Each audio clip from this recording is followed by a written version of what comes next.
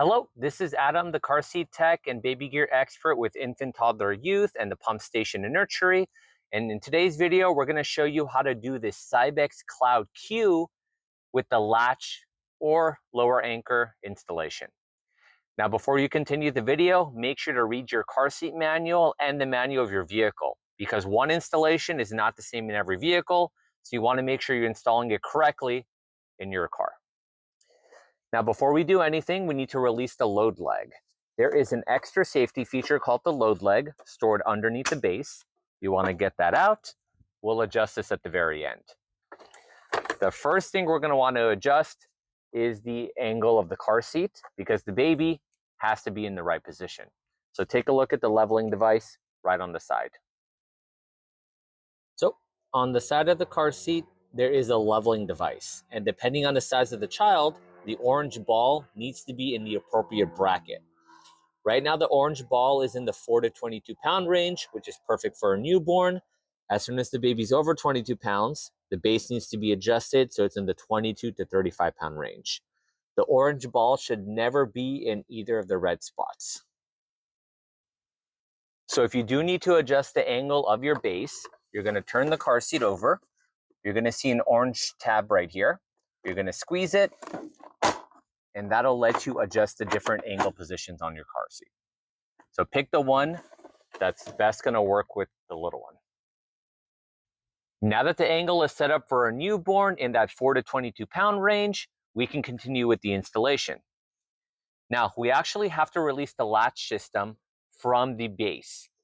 So that'll require us to recline the car seat all the way out. So squeeze this orange button again. And the lower anchor connectors are stored on both sides of the car seat. You're going to push the red button. You're going to pop these out. You do the same thing for the other side. Get the angle back at the position you need it. And now we can continue with connecting it to the lower anchors in your car. So this lock-off device right here needs to be open. Grab the orange tab, turn it down toward open or unlock, and that's going to open up the lock-off device. Over here on the right side of the base is the only device that allows you to loosen and tighten the straps. So if you pull on the top strap, it's going to tighten everything. But what we'll need to do is loosen the strap all the way before we connect it. So that's going to take 2 steps. Step 1, you're going to hold down the gray button. Step 2, you're going to pull it away from the base. Once the strap is as loose as possible, we can attach it to our car. In my car, the latches can be found with this dark gray button that looks like a picture of a car seat. Right below the button, there's an opening in the fabric, and inside the opening, you're going to feel the metal bar. The connectors, you need to make sure that the strap is not twisted or tangled and that the connector is not upside down. Everything needs to be flat free and right side up. So we're going to line it up with the latch bar. We're going to push it in. You're going to hear the clicking sound. And then we do the same thing for the other side. Now that both sides are attached, make sure the car seat is right up against the back of the vehicle seat.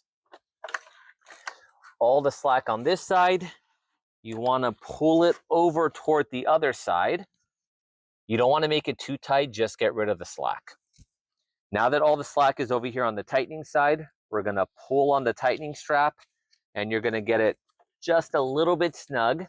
With this car seat, you need to make sure you do not over tighten. Most of the tightening is going to happen when you close this lock-off device.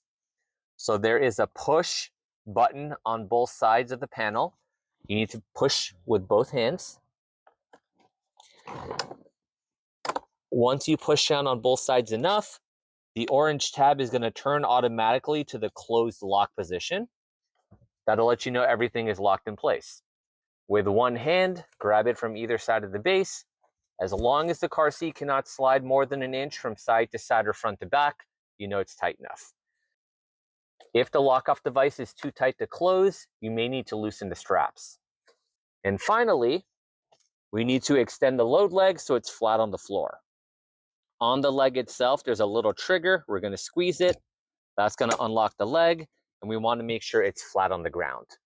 Once the car seat is clicked into the base, you need to extend the linear side impact protection bar. There's one on each side of the car seat, but the only one that needs to be open is the one closest to the door. Thanks for watching the video. Don't forget to follow, like, and subscribe to support the channel. We'll see you next time.